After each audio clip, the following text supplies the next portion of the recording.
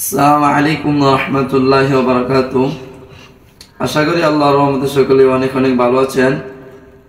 আজকে আমি কথা বলবো জানাজার নিয়ে। এই যে দেখতেছেন আল হাবিব সম্পূর্ণ জানাজার প্র্যাকটিক্যালি দেখাবেন, এই জন্য তাকে এখানে ডাকা। সে এখন জানাজার প্র্যাকটিক্স সঠিক নিয়মে কিভাবে জানাজার পড়তে হয় সেটাই দেখাবে। হ্যাঁ, আমি আল হাবিবকে বলছি তুমি জানাজারের সঠিক নিয়মের অনুযায়ী তুমি দেখাও। আসসালামু আলাইকুম ওয়া রাহমাতুল্লাহি ওয়া বারাকাতুহু। ওয়া আলাইকুম আসসালাম ওয়া রাহমাতুল্লাহি ওয়া বারাকাতুহু। জানাজারের নিয়ম।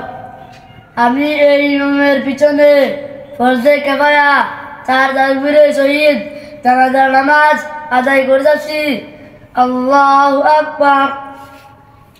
سبحانك اللهم وبحمدك وتبارك اسمك وتعالى جدك وذل ثناؤك ولا إله غيرك. الله أكبر.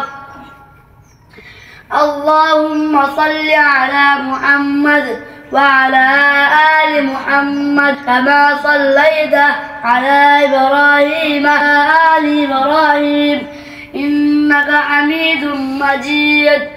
اللهم بارك على محمد وعلى آل محمد كما باركت على إبراهيم وعلى آل إبراهيم إنك حميد مجيد. الله أكبر.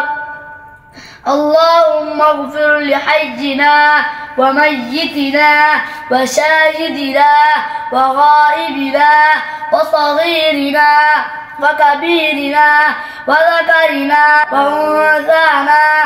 اللهم من أحييته منا فأحيه على الإسلام ومن توفيته منا فتوفه على الإيمان. الله أكبر.